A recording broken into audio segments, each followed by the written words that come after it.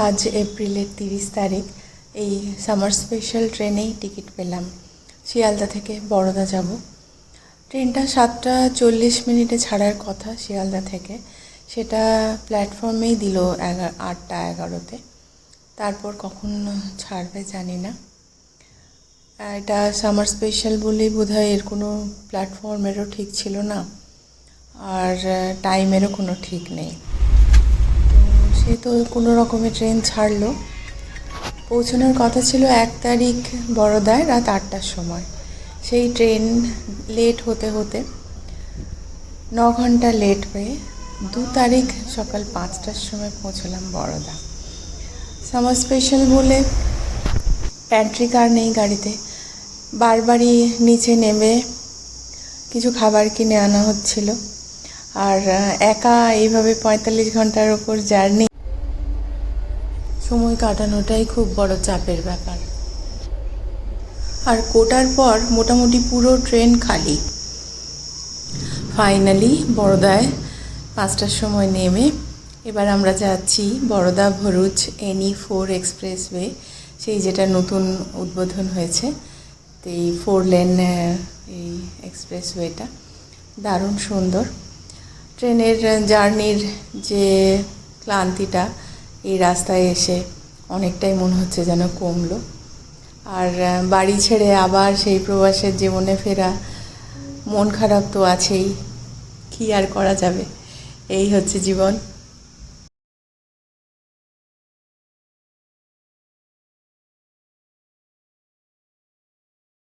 এবার নর্মদার ওপর দিয়ে যাচ্ছি ভরুচ থেকে আঙ্কলেশ্বর, আর বেশিক্ষণ লাগবে না। আর পাশেই আছে গোল্ডেন ব্রিজ, সেই 150 বছরের পুরনো।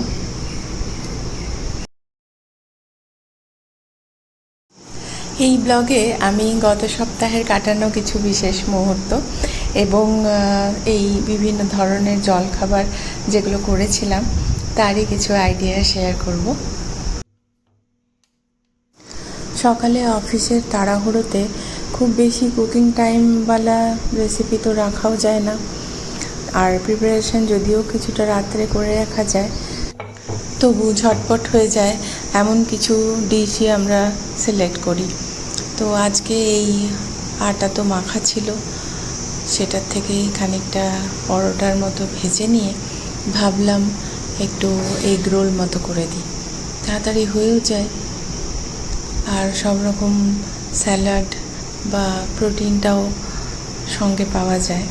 তাই শুধু পরোটা আলু ছিচকি না করে ভাবলাম একটু হালকা মতো এগ রোলই করে ফেলি।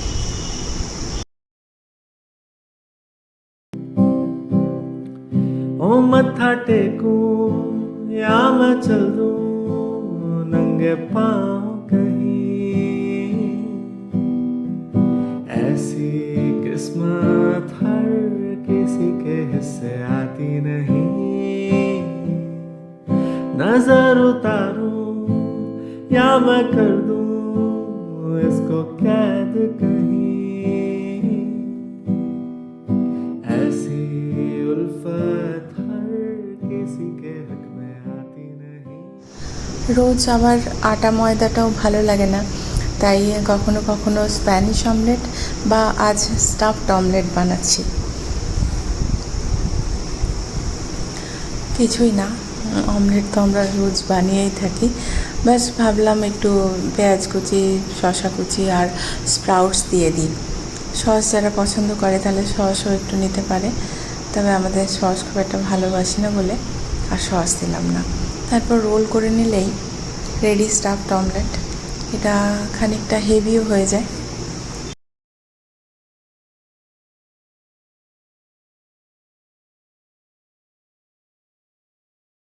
জলখাবারে 7 দিনে একদিন মেথি থেপলা বা লাউয়ের থেপলাটা খুব ভালো অপশন বলে আমার মনে হয়। তাই লাউ বাড়িতে ছিল আজকে, তাই আটার সাথে লাউটা গ্রেট করে নিয়েছি, আর একটুখানি আদা রসুন বাটা, কাঁচা লঙ্কা বাটা, হলুদ, নুন, একটু মিষ্টি দিতে হয়, আর দই অবশ্যই দিতে হয়, তবে আমার কাছে দই ছিল না।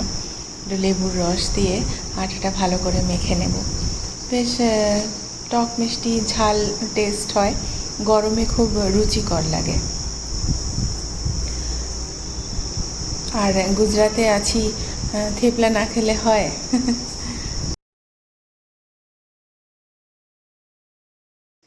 গরমে লাউটা তো খাওয়াও খুব উপকারী, তবে লাউ ঘন্ট বা ডালে লাউ দিয়ে হাতকে খাওয়া যায়, তাই মাঝে মাঝে এরম থেপলা বানিয়ে খাবেন। একটু পাতলা করে বেলে একটু একটু তেল দিয়ে দুটো পিঠ ভেজে নিতে হয়। আমার হয়েছে কি, ভাজার সময় মনে হয় ক্যামেরাটার ভিডিওটা অন করতেই ভুলে গেছিলাম।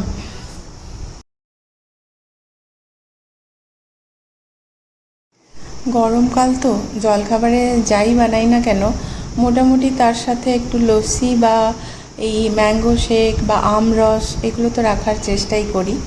তো সেগুলো আর রোজ আলাদা করে দেখাচ্ছি না। আর আজ ম্যাঙ্গো শেক যেরকম বানাচ্ছি ঠান্ডা দুধটা দিয়ে, আর চিনি দিই না, দুধের আর আমের মিষ্টিটাতেই হয়ে যায়।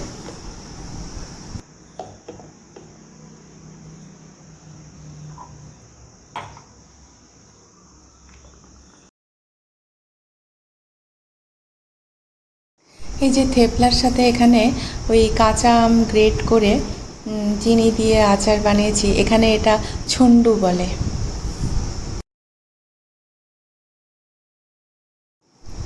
আজকে বানাচ্ছি ডোসা। এখানে ডোসার ব্যাটারটা ক্ষীরু বলে, কিনতে পাওয়া যায় দোকানে, তো সেটাই কিনে এনেছিলাম। কালকে রাত্রে ডিনারে ইডলি বানিয়েছিলাম আর খানিকটা রেখে দিয়েছিলাম এই ডোসা বানাবো বলে। যেমন প্লেন ডোসা, আর ভাবলাম যে চিজ আছে তো, আর চিজ দিয়ে ভাবলাম দেখি চিজ ডোসা বানাই।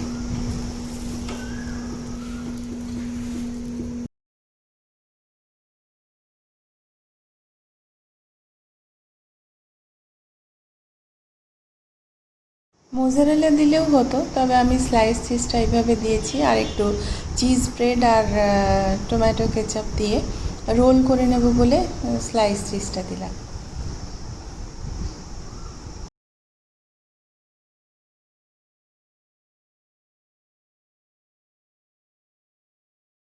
তাড়াহুড়োতে ছেঁড়া টুকরো করা ডাল বা তরকারি লাগানো, তারপর মুখে দেওয়াটাও তো খুব ব্যাপার মুশকিলের, তাই জন্য রোল করে র্যাপ করে কোনো রকমে ডাইরেক্ট একবারে গেলে নেওয়া আর কি। যতটা সুবিধে করে দেওয়া যায়, সময় বাঁচানো যায়, তারই প্রচেষ্টা।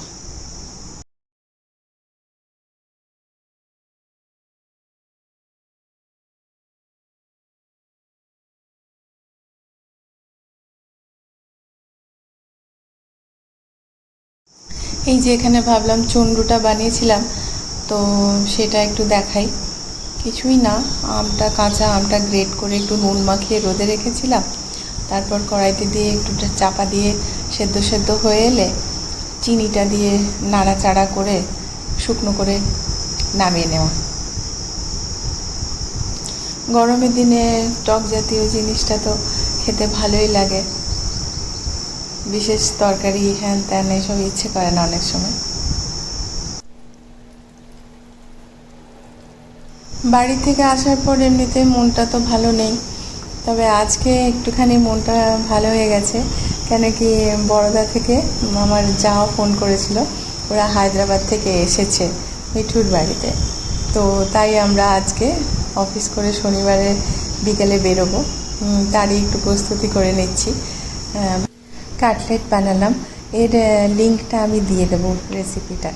এখন থেকে ব্লগের দায়িত্ব মিস আত্রেইর। হাই, আমরা আজকে অ্যাকোয়াগার্ড ব্লু এতে যাচ্ছি, একটা ওয়াটার পার্ক। সেখানে আমরা যাব আর মাস্তি করব। আজকের ব্লগটা দেখবে সবাই।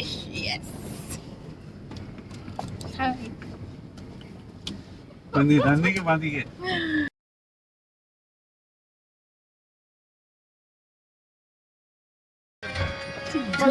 হ্যালো, আমরা অ্যাকোয়া ব্লুতে ঢুকে গেছি। এখন পার্কিং করব, নেমে সব কিছু রাইড চাপবো, কিন্তু In 150 meters, turn left onto National Highway 48, National Highway 64. से बेहतरीन दिखती हो। मेरी नजर से तुमको देखो तो हो मधुबाला से भी आला दिखती हो। অনেক দিন পর আমরা সবাই আবার একসাথে খুব আনন্দ করলাম। আর আমার এই উইকলি ব্লগ আপনাদের সবার কেমন লাগলো নিশ্চয়ই জানাবেন, আর ভালো লাগলে একটা লাইক অবশ্যই করে দেবেন। আজকের মতো তাহলে টাটা, বাই বাই, আবার যেন দেখা পাই। में आती नहीं सबका है अरे अरे अरे अरे पगला गया है तू समझ से है परे।